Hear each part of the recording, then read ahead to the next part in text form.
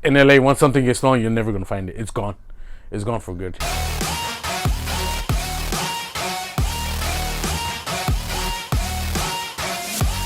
My name is John Constantine. I own MK1 garage in Russell Hoare area. We do modifications, wraps, polish, ceramic, bolt-on performance kits, body kits, painting, pretty much everything. What brought me here was my cousin. Yeah, he's out here, so he's like, come check it out. It's a good scene.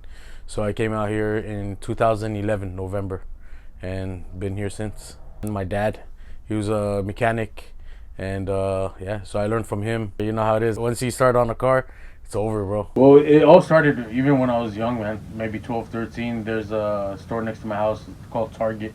It's really famous. You go buy these little model cars for like $10. So we used to get scrounge up some money, go buy it, put it together, paint it, and those were, you know, that's what it was. And then sitting at my dad's garage, he used to make me clean all the tools, Snap-on tools, bro, all the tools and everything. So, you know, we used to get pizza, and, you know, that's why I love pizza so much. So we get pizza, you know, lunch break, eat, and then I would help him with the oil change, clean all the tools at the end of the shift. Yeah, man. So ever since I was a kid, my dad built the old Fox body Mustang. He built it for one Iraqi customer of his. Bro, it was a 9-second car, 9 something, super freaking fast, NOS and everything. I was a young kid, didn't know much. The guy took me on a trip in the car around. Man, that thing, like how you said, you just sit back. That's how much torque it had. Man, this car was so fast. Big slicks, parachute in the back. It was just next level, like super duper fast. And I was like, the attention he was getting, I was like, okay, that's it. This is what I'm doing. Ever since then, it's just all about cars. You know what I mean? And it's cool building cars for people. You know, as you know, we don't have time to build our own cars, and when we do, it takes a lot of time. But building cars and then having other people admire your work, it's actually pretty cool. You know what I mean? You feel good about yourself. Like, hey, look at the car I built. Pictures are all over the internet. It's on NBC Action. You know, this and that. You know, so yeah, man, the journey's been interesting. Got a lot of stories to tell my kids. Back then, you know, when you're kids, bro, you don't care about anything. Racing, driving fast, doing all kinds of crazy, stupid stuff. But now, as you get older, you mature, and you're like, all right, I need to chill down. I can't, you know, this could be dangerous. This could be not, you know, I could get in trouble. I took what I learned from my dad, all the past, you know, experiences and all that, bring it out here and build cars and show cars, man. First time I learned how to drive was on a Mazda, I want to say 626. My dad's car, manual. Put me in the driver's seat, drive. Stalled the first time, second time, until I got the hang of it, and then ended up getting my license when I was 17.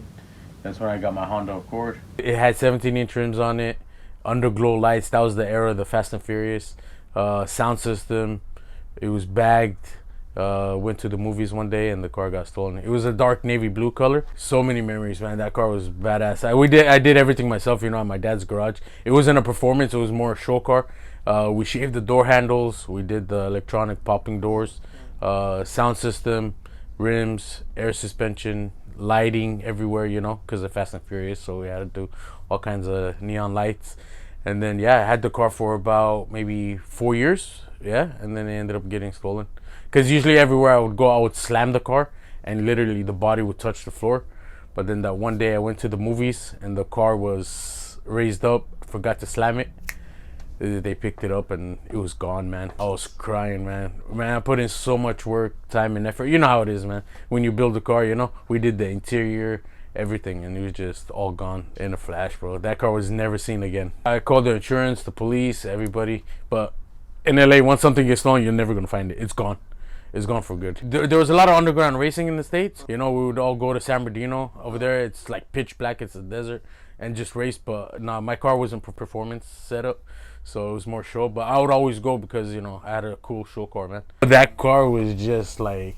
Man, I did everything myself, you know what I mean? A young kid, you know what I mean? 17, 18, you know, sanding it down. My dad's telling me, okay, weld here, do this, do that. You know, shave off the door handles, do the electrical this way. You know, put the LEDs here, do this, the rims. All the money that I had, I worked, I dumped it into that car. Literally, like, everything I had. You know, air suspension back then was like $1,500. Orion amplifiers, Bro, I had 2, 4, 6 TVs in the car. All the interior was blue and gray. Yeah, so that's why my logo is blue and gray. Never forget that car, man. You know, if I can find that car again, a 93 Honda Accord here in UAE, trust me, I'll buy it, man. And then I'll do the exact same thing I did before. Yeah, it was a badass car. Now it's a muscle cars, bro. The JDM is cool, but they're just too small for me. You know what I mean? I'm a big guy. I can't fit in these JDM cars, man. 57 Chevy Bel Air.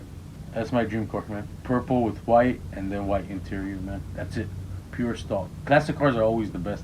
It beats every other car in the world. When I grew up in LA, I had one of my older friends. He was a gangbanger, right? So that time the Cholos there, they were all into classic cars, you know, low riders. So I grew up in that era. He had an Impala. So I would always go with him to these car meets and car drives and stuff like that. And there was a bunch of classic cars. Saw a purple Chevy Bel Air, fell in love, man. Got to go on a ride in it.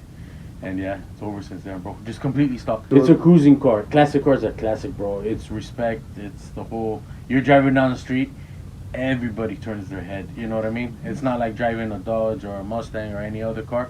It's just a normal car. A classic is a classic.